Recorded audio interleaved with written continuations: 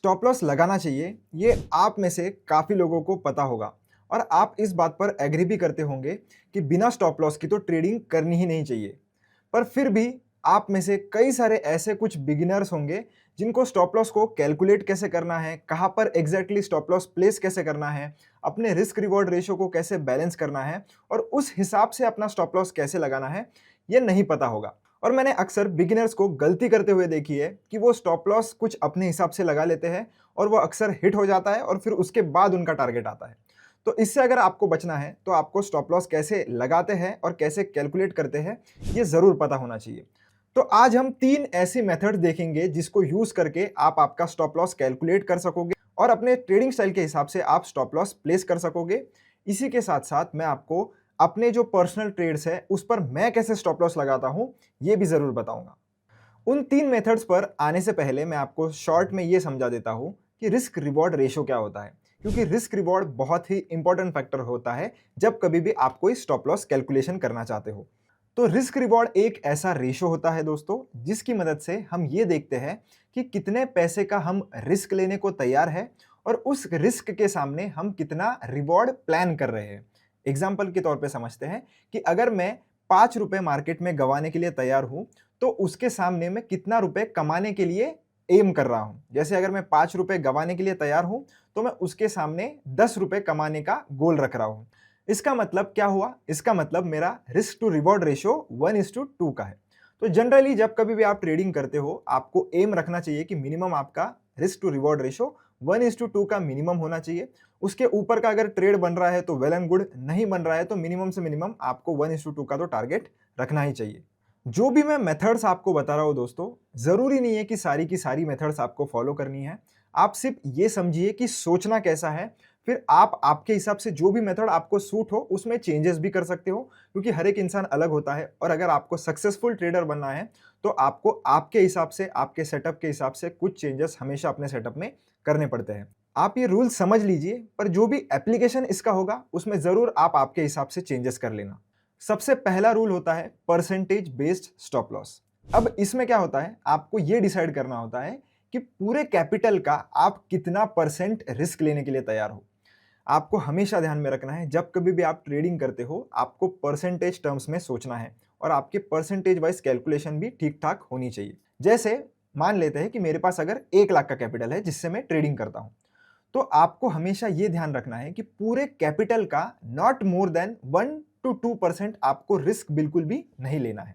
मतलब अगर आपका 1 लाख का कैपिटल है तो आप 1% यानी कि 1000 से ज्यादा का स्टॉप लॉस नहीं रख सकते।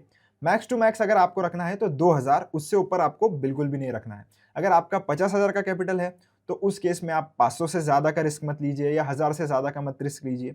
तो इससे क्या होता है ना कि अगर आपके 5-7 ट्रेड या 5 से 10 ट्रेड भी अगर लाइन में भी स्टॉप लॉस हिट करते हैं, फिर भी आपका कैपिटल पूरा की पूरा वॉश आउट नहीं होता है।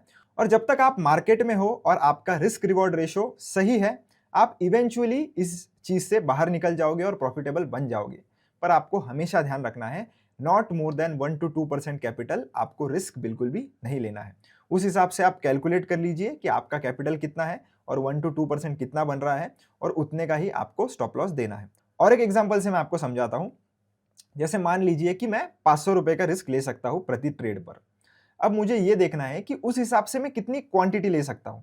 जैसे अगर मेरा 50 रुपए का स्टॉप लॉस बन रहा है एक शेयर पर, तो उस हिसाब से मैं कितने स्टॉक बाय कर सकता हूं? उस हिसाब से मैं 10 ही स्टॉक्स बाय कर सकता हूं, क्योंकि 10 into 50 अगर मैं करूंगा तो 500 रुपीज हो जाएंगे। मतलब अगर मेरा ये ट्रेड स्टॉप लॉस हिट भी करता है तो टोटली मैं कितने रुपए लूज करूंगा? तो सिर्फ और सिर्फ 500 रुपए। तो इसी हिसाब से आपको कैलकुलेट करना है और अपनी क्वांटिटी भी डिसाइड करनी है। सेकंड पॉइंट है दोस्तों कि आपको technical based stop loss place करना है। अब आप परसेंटेज वाइज भी कर सकते हो, आप टेक्निकल वाइज भी कर सकते हो, जैसा आपका सेटअप बोले या जैसा आपको पसंद आता है आप उस हिसाब से लगा सकते हो। पर हमेशा ध्यान में रखना कि आपने जिस भी लेवल पर स्टॉप लॉस लगाया है वो स्टॉक को नहीं पता है कि आपने उस लेवल पर स्टॉप लॉस लगाया है। तो हमेशा थोड़ी ब्रीदिंग स्पेस आपको रखनी है, cut to cut stop losses को अवॉइड करना है। हाँ, अगर मार्केट बहुत ही प्रेशर में है, बियर मार्केट है, वहां पर आप cut to cut stop losses पर काम कर सकते हो सर्टन सिचुएशंस में। पर अगर आप ट्रेंडिंग मार्केट में हो और लॉन्ग साइड ट्रेड अगर आप प्लान कर रहे हो तो उस केस में आपको हमेशा ध्यान रखना है कि स्टॉप लॉसेस में थोड़ी ब्रीदिंग स्पेस आपको देनी है, यानी कि क्लोजिंग बेसिस तक का वेट आपको करने आना चाहिए। अगर आपका स्टॉप लॉस 500 रुपए का है तो लगभग 550 का या 600 रुपए का भी कभी कभी आपको स्टॉप लॉस शायद दिख जाए, पर वहां से मार्केट बाउंस हो जाए। तो उस हिसाब से आपको ब्रीदिंग स्पेस थोड़ी बहुत तो रखनी चाहिए। अब टेक्निकल लेवल स्टॉप लॉसेस कैसे रखने हैं इसके लिए मैं आपको चार्ट पर लेकर चलता हूं। तो मैं कोई भी एक रैंडम चार्ट खोल लेता हूं और उसका हम डेली टाइम फ्रेम चेक कर लेते हैं। तो ये टेक महिंद्रा का चार्ट मैंने आपके सामने ओपन किया है। अब आपका जो भी सेटअप होगा उस हिसाब से आप ट्रेड देख लेना। मैं सिर्फ आपको एक रैंडम चीज समझाने के लिए इधर मार्किंग्स कर रहा हूं कि आप देख सकते हो कि यहाँ पर ये जो स्टॉक है उसने ऑल टाइम हाई बनाया था। अब मान लेते कि आप ये जब ऑल टाइम हाई यहाँ पर कहीं ब्रेक होता तो आप इधर लॉन्ग साइड ट्रेड में एंटर करते। तो इस हिसाब से अगर मुझे ये भी चाहिए कि मैं स्टॉप लॉस कहाँ पर लगाऊं तो मैं कैसे प्लॉट करता अगर मैं होता तो सबसे पहले मैं लेवल मार्क कर लेता हूं जहां पर भी मुझे ट्रेड लेना है। तो ये मेरी लेवल मार्क हो गई, इसको थोड़ा हम जूम कर लेते हैं। अब ये जो ग्रीन कैंडल है आप देख सकते हो 25 जून की, ये हमारी एंट्री कैंडल बन सकती है। तो अब मैं अगर रहता तो मैं स्टॉप लॉस लगाता कुछ इसकी जो प्रीवियस कैंडल है उसके नीचे। अब यहां पर दोस्तों टेक्निकल्स की समझ अलग अलग लोगों को अलग अलग हिसाब से हो सकती है, पर ये जो स्किल है आपको विद टाइम ही समझ आएगी और आप मार्केट के मूवमेंट्स को जितना अच्छे से समझोगे आपको समझ जाएगा कि आपको स्टॉप लॉसेस कहां पर प्लेस करने हैं। तो अगर आपको कंफ्यूजन भी हो रहा है तो आप थोड़ा छोटे टाइम फ्रेम पे जा सकते हो, जैसे 4 आवर्स। तो 4 आवर में आप देख सकते हो कि कहीं आपको स्विंग मिल रहा है क्या। तो यहाँ पर ही जैसे आप देख सकते हो यहाँ पर एक स्विंग मिल रहा है मुझे, तो मैं डायरेक्टली डेली टाइम फ्रेम पे उसी हिसाब से स्टॉप लॉस लगा देता। आपको थोड़ा ज़्यादा लगाना होता तो आप वैसे लगा सकते हो, नहीं तो आप छोटा स्टॉप लॉस भी लगा सकते हो, ये टोटली आपके ऊपर है। तो आप देख सकते हो लगभग 2.5% का मैंने यहाँ पर स्टॉप लॉस लगाया है और उसके सामने मैं मिनिमम से मिनिमम अपना 1:2 का रिवॉर्ड या 1:3 का रिवॉर्ड प्लान करता। तो इजीली आप देख सकते हो स्टॉप लॉस कभी हिट नहीं हुआ और टारगेट आ गया। तो ऐसे ही आप दोस्तों स्टॉप लॉस लगा सकते हो और एक एग्जांपल लेकर मैं आपको बता देता हूं। तो ये टीसीएस का चार्ट हमने ओपन किया है। तो इधर आप देख सकते हो एक रेजिस्टेंस लेवल हमें देखने के लिए मिल रही है, जो कि इसका एक टाइम टेस्ट हुआ, 2 टाइम टेस्ट हुआ और तीसरे टाइम यहाँ पर ब्रेकआउट मिला। तो मैं अगर यहाँ पर ट्रेड लेता, इस ग्रीन वाले कैंडल पर मैं अगर एंट्री बनाता, तो इस कैंडल की आप साइज देख सकते हो काफ़ी बड़ी है। तो इस केस में मैं क्या करता हूँ, जब भी मुझे ऐसे कोई बड़ी कैंडल के साथ ब्रेकआउट मिलता है और मुझे अगर स्टॉप लॉस लगाना होता है तो मैं उसी सेम कैंडल का ही स्टॉप लॉस जो है वो लगा देता हूँ, जो कि लगभग 2% के आसपास आ रहा है और 70 रुपये के आसपास आ रहा है। तो मैं फिर तो मुझे अब ये तो समझ गया कि 70 रुपये के आसपास मेरा यहाँ पर स्टॉप लॉस बन रहा है। मैं रिस्क कितनी ले सकता हूँ, लगभग 500 रुपये की। तो 7 7 49 यानी कि 7 शेयर में खरीद सकता हूँ। तो इसी हिसाब से आपको कैलकुलेट करना होता है। 1:2 का मैं टारगेट लगाता हूँ। तो 1:2 लगभग इसने दे दिया था, और अगर ये नहीं भी देता तो मैं 1:2 के इतने अगर पास में कोई आ जाता हूँ तो उसके बाद में स्टॉप लॉस ट्रेल भी कर लेता हूँ। स्टॉप लॉस ट्रेल कैसे करना है इसके ऊपर आपको दूसरी वीडियो मिल जाएगी जहां पर मैंने ट्रेलिंग कैसे करनी है वो सब सिखाया है। आप चाहो तो उसे भी चेकआउट जरूर कर लेना। तो ये तो हो गई दोस्तों टेक्निकल बेसिस पर कि कैसे आपको स्टॉप लॉस लगाना है। आपको अगर कुछ ऐसा साइन नहीं मिलता तो फिर आप जो पास का जो लोअर स्विंग है या सपोर्ट है वो भी ढूंढ सकते हो। जैसे अगर ये सेम चीज अगर हम इस वाले ब्रेकआउट पे लेते तो आपको इधर इधर स्विंग देखने के लिए मिलेगी। तो टाइम फ्रेम में छोटी अगर करूँ तो आप देख सकोगे। तो जैसे कि मैं बोल रहा था कि टाइम फ्रेम छोटी करने के बाद आपको इधर एक स्विंग मिल जाएगी। तो इसी हिसाब से आपको अगर बड़े टाइम फ्रेम पे कुछ मिल नहीं रहा हो तो आप छोटी टाइम फ्रेम पे स्विंग्स ढूंढ सकते हो और उसी स्विंग के हिसाब से आप स्टॉप लॉस प्लेस कर सकते हो। अब जो हमारी तीसरी मेथड है दोस्तों, उसके लिए आपको एक इंडिकेटर की मदद लगेगी। तो आइए सबसे पहले वो देख लेते हैं कि कौन सा वो इंडिकेटर है और कैसे लगाना है। तो मैं ये जो चार्ट्स है उनको फिलहाल के लिए क्लोज कर देता हूँ और ये हम गोदरेज का चार्ट ओपन कर लेते हैं। इंडिकेटर लगाने के लिए आपको सिर्फ और सिर्फ ये जो इंडिकेटर्स है इसके ऊपर जाना है। यहाँ पे सर्च करना है ATR, एवरेज ट्रू रेंज। इसके ऊपर एक बार क्लिक करना है। ये वाला जो इंडिकेटर है आपके ऑटोमेटिकली चार्ट पर लग जाएगा।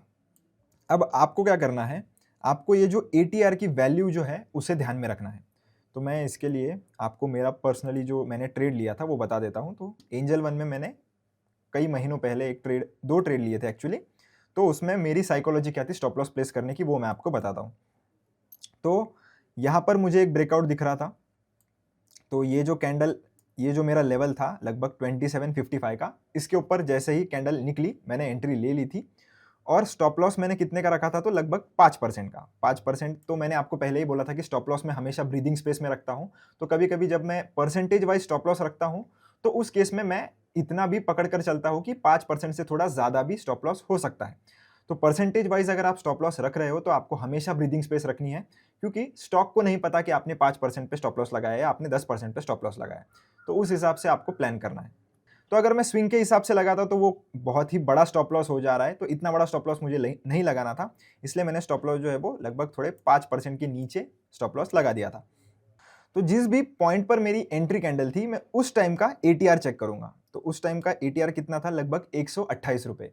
अब एटीआर आपको क्या बताता है? एटीआर आपको ये चीज बताता है कि स्टॉक कितना ज्यादा वॉलेटाइल है और वो कितना मूवमेंट दे सकता है। तो 128 का उसका एटीआर था, मतलब 128 रुपए ऊपर नीचे वो जा सकता है। तो आपको मिनिमम से मिनिमम 1 इंटू एटीआर जितना भी आता है उतना स्टॉप लॉस तो रखना ही है। और आप देख सकते हो मैंने लगभग 150 रुपए का स्टॉप लॉस रखा था। तो आप एक तो एटीआर का जितना वैल्यू है उतना ही स्टॉप लॉस रख सकते हो, या उतना इंटू 1.5 इतना स्टॉप लॉस आप रख सकते हो। तो अब इन तीनों मेथड्स में से जो भी आपको प्रैक्टिस करने के बाद ज्यादा सही लगे, आप वो वाला मेथड जो है वो यूज कर सकते हो। तो इन तीनों में से जो भी मेरे को जब ट्रेड लेते वक्त सही लगता है, मैं वो वाला स्टाइल यूज कर लेता हूं। ऐसा कुछ नहीं है कि आपको पहली वाली मेथड यूज करनी है, सेकंड वाली ही करनी है, थर्ड वाली करनी है। अब मुझे इतना ट्रेड करने के बाद वो इंस्टिंक्ट आ चुका है कि कहां पर कितना स्टॉप लॉस देना है और कहां पर ट्रेलिंग कर लेनी है। तो आपको ये विथ टाइम ही स्किल बनाने आती है, तो आपको जरूर ज्यादा प्रैक्टिस करनी होगी, ज्यादा मेहनत करनी पड़ेगी, और उसके बाद आपको इवेंचुअली ऑटोमेटिकली फिगर आउट चीजें होनी शुरू हो जाएगी। तो आप देख सकते हो इजीली मेरा 1:3 का जो टारगेट था वो हिट हो गया था। दूसरा ट्रेड मैंने सेम एंजल वन में ही लिया था, इस वाले कैंडल पर, जहां पर इसका एटीआर था लगभग 130 रुपए के आसपास, और मैंने स्टॉप लॉस रखा था कुछ 125 रुपए के आसपास। तो मैंने आपको पहले ही बोला है कि मैं ब्रीदिंग स्पेस रखता हूं, तो 10-15 रुपए ऊपर नीचे इतने बड़े स्टॉक के लिए मैं स्टॉप लॉस मेरा कम ज्यादा कर सकता हूं। तो यहाँ पर मैंने थोड़ा टारगेट बड़ा प्लान किया था, लगभग 1:5 का मैंने रिस्क टू रिवॉर्ड प्लान किया था। तो 1:4 से ये लगभग घूम गया। तो मैं पूरा प्रॉफिट तो नहीं बुक कर पाया, पर जहां पर मेरा ट्रेलिंग स्टॉप लॉस हिट हो गया था, मैंने प्रॉफिट तो इसमें बुक किया था। तो ऐसे ही दोस्तों आप स्टॉप लॉसेस लगा सकते हो। होप करता हूं कि आपको स्टॉप लॉस अब कैसे लगाना है और कैसे कैलकुलेट करना है ये तो जरूर समझ में आ गया होगा। वीडियो अच्छा लगा हो तो चैनल को लाइक शेयर सब्सक्राइब जरूर से कर देना। मुझे कमेंट करके जरूर बता देना कि क्या कौन सी मेथड आपको पहले से पता थी। अगर नहीं तो जरूर वीडियो को लाइक कर देना। मिलता हूं नेक्स्ट वीडियो में। धन्यवाद।